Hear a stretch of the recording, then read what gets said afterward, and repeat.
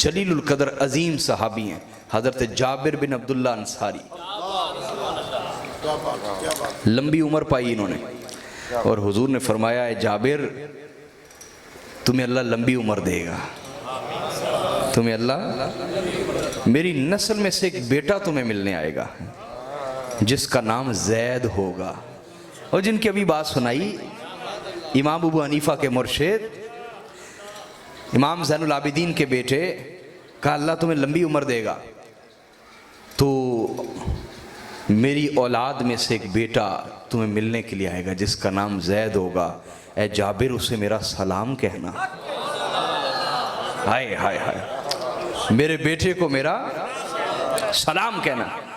حضرت جابر بن عبداللہ انصاری, توجہ کیجئے گا پتوں کی والو, اگر آپ عقیدہ سے بیٹھے ہوئے تو آج کے بعد آپ کی سوچ میں وہ معیار پیدا ہو جائے گا, آپ کبھی کمزور نہیں پڑیں گے. حضرت جابر بن عبداللہ انصاری اس وقت بڑی عمر ہو گئی تھی, وڈیرے ہو چکے تھے, 100 سال سے زائد عمر تھی, آنکھوں کی ظاہری بینائی چلی گئی تھی, اتنی بزرگی ہو گئی نا, بڑی عمر تھی, اور بیمار رہتے تھے.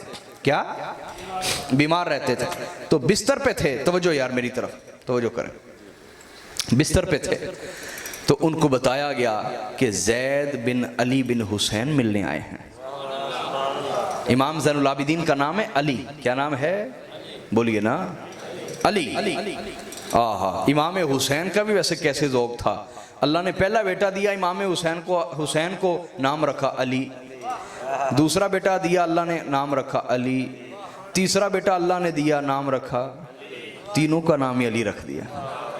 ہائے ہائے ہائے, واہ واہ واہ, سبحان اللہ سبحان اللہ. تو یہ درمیان والے بیٹے ہیں امام زین العابدین, ان کا نام بھی علی ہے. تو زید بن علی بن حسین بن علی بن ابی طالب, کہا جی یہ ملنے کے لیے آئے ہیں. تو حضرت جابر نے کہا مجھے اٹھاؤ, مجھے اٹھاؤ. انہوں نے کہا اب لیٹے رہے, بیمار ہیں, اتنی بزرگی ہے, بڑھاپا ہے. کہا نہیں نہیں تمہیں کہہ رہا ہوں نا مجھے اٹھاؤ. اٹھایا, کہا مجھے کھڑا کرو. ہائے ہائے ہائے ہائے, کھڑا کرو. صحابی رسول بتا رہا ہے دنیا کو کہ اگر کوئی سید آئے تو اس کا نہیں, رسول اللہ کا ادب سمجھ کے اس کا ادب کرنا ہے. رسول اللہ کا ادب سمجھ کے اس کا ادب کرنا. آپ کہیں گے اتنی بڑی بات کہہ دی, ارے بھائی حضرت عمر فاروق نے بھی یہی فرمایا تھا نا. صحیح بخاری میں جب حج کر رہے تھے نا تو حجر اسود کے پاس ہے اور پھر رک گئے, کہنے لگے میں جانتا ہوں تو پتھر ہے, نہ تو نفع دے سکتا ہے نہ نقصان دے سکتا ہے, اگر میں نے نہ دیکھا ہوتا کہ حضور تجھے چوم رہے تھے میں تجھے کبھی نہ چومتا, تو میں حضور کے چومنے کی وجہ سے تجھے چوم رہا ہوں. ہائے ہائے ہائے. تو حضرت جابر بن عبداللہ انصاری نے کہا مجھے کھڑا کرو. گھر والوں نے کہا بڑھاپا ہے, بیماری, آپ نہ کھڑے ہوں. کہا تمہیں پتہ نہیں آل رسول کا ادب کیا ہے, مجھے کھڑا کرو, مجھے ان کے احترام میں کھڑا ہونے دو. اتنی بزرگی بڑھاپے میں بھی کھڑا کر دیا. جب کھڑا کیا نا تو انہوں نے سلام پیش کیا حضرت زید نے, تو کہا شہزادے اپنا ہاتھ تو مجھے دینا. ان کا ہاتھ پکڑ لیا اور چومنے لگے تو امام زید نے ہاتھ کھینچا کہ آپ ہمارے بزرگ ہیں, رسول اللہ کے بزرگ صحابی ہیں, ایسے مت کریں, مجھے گناہگار نہ کریں. کہا نہیں نہیں, ہمارا ادب ایسے پورا نہیں ہوگا, ہمارا ادب ایسے پورا نہیں ہوگا. ہاتھ پکڑے رکھا اور چوم لیا, اور چوم کے پھر آنکھوں میں آنسو آ گئے. کہا حضور نے سچ فرمایا تھا, میرا ایک بیٹا تجھے ملنے آئے گا جس کا نام زید ہوگا, اسے میرا سلام کہنا. اے زید آپ کے نانا کا سلام آپ کو پہنچاتا ہوں. پتوں کی والو, ہم آل رسول کے دشمن عیسائی نہیں ہوتے, یہودی نہیں ہوتے, سکھ نہیں ہوتے, ہندو نہیں ہوتے, وہ تو ہم سے دم کروانے آتے ہیں. سمجھ آئیے نہیں ہے. بڑے دکھ کی اور کلیجہ جلا دینے والی بات یہ ہے کہ جب بھی کوئی سید کی مخالفت کر رہا ہوگا وہ کوئی کلمہ پڑھنے والا کر رہا ہوگا. کیوں یار ایسا, کیوں یار, ہم کیسے وفادار ہیں نبی کے, کیوں ہم ایسا کرتے ہیں؟ ہر دور میں آج بھی کر رہے ہیں. آج جو سید دین کا کام کر رہا ہے اس کو کہتے ہیں یہ مسلمان ہی نہیں ہے.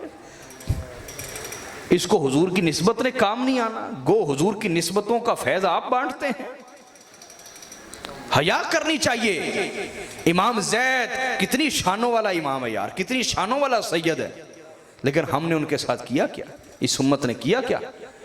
امام زید ان کے ہاتھ پر جب بیعت ہوگی، بیعت خلافت، 40,000 لوگوں نے بیعت کی، تو جب وہ ہشام بن عبد الملک کے خلاف نکلے نا، جنگ شروع ہونے لگی کیا، تو ان کے لشکر سے کئی سردار نکل کے آگئے۔ وہ سردار کیا کمینے تھے، انہوں نے کہا زید تم ابو بکر و عمر کے بارے کیا کہتے ہو؟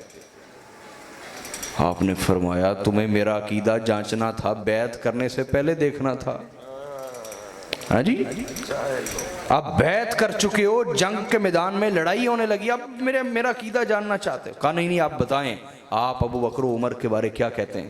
آپ نے فرمایا ہم ان کے حق میں خیر کے سوا کچھ نہیں کہتے، ہم ان کے حق میں خیر کی بات کرتے ہیں، ادب کی بات کرتے ہیں، احترام کی بات کرتے ہیں۔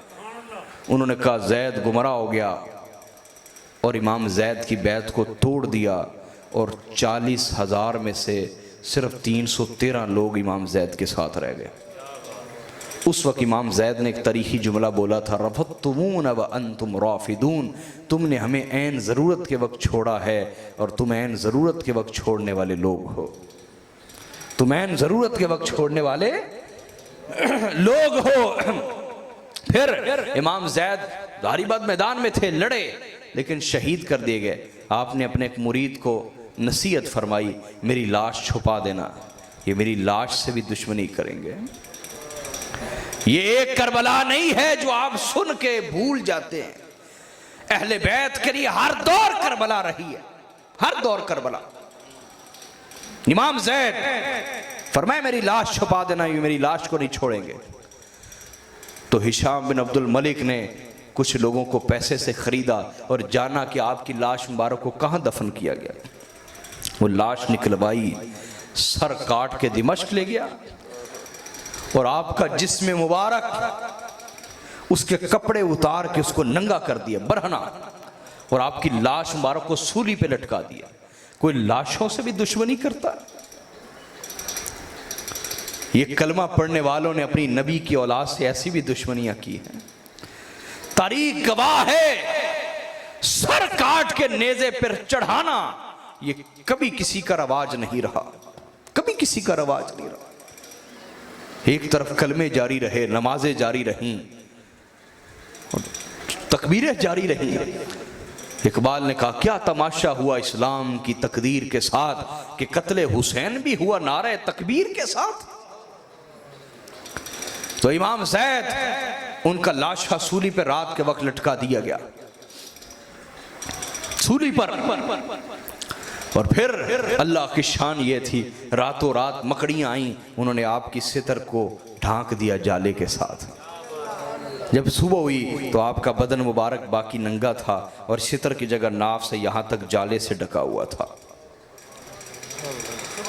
حاضرین، پتوں کی والو، امام زید کو سولی پہ لٹکایا گیا، لاش مبارک کوئی 2 دن سولی پہ نہیں رہی، 4 دن نہیں رہی، 4 ہفتے نہیں رہی، 4 مہینے نہیں رہی، 4 سال امام زید کی لاش سولی پہ رہی ہے۔